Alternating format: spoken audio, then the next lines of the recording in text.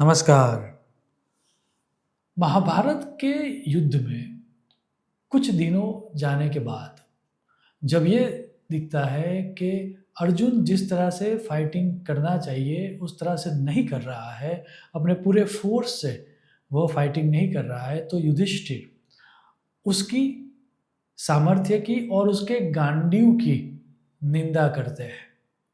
अब जैसा ही ये हुआ, पूरी पांडवों की युद्ध छावनी में एक तरह से सन्नाटा छा गया, क्योंकि अर्जुन ने ये प्रतिज्ञा ली थी कि जो भी व्यक्ति मेरे गांडीव की निंदा करेगा, मैं उसका वध कर लूँगा।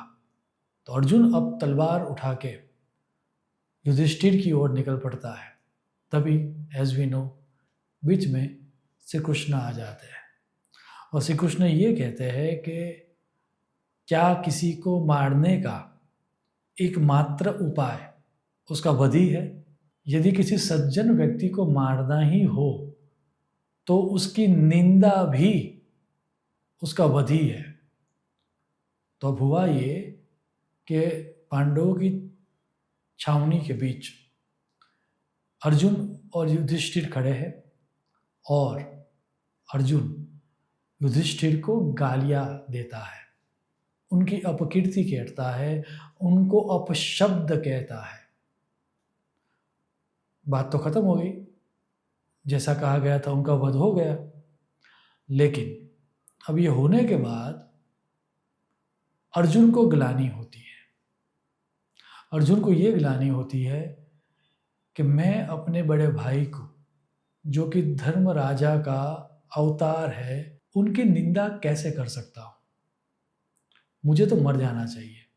इस जीवन का क्या अर्थ है जहाँ पर स्वजनों की हत्या करना और राज मिलने के बाद जिनकी सेवा करना है, जिनके लिए मैं युद्ध लड़ रहा हूँ, वैसे मेरे बड़े भाई धर्म राजा की मैंने निंदा कर दी, मैंने उनका अपमान कर दिया। अब ये जीने लायक नहीं है, मैं आत्महत्या कर लेता हूँ।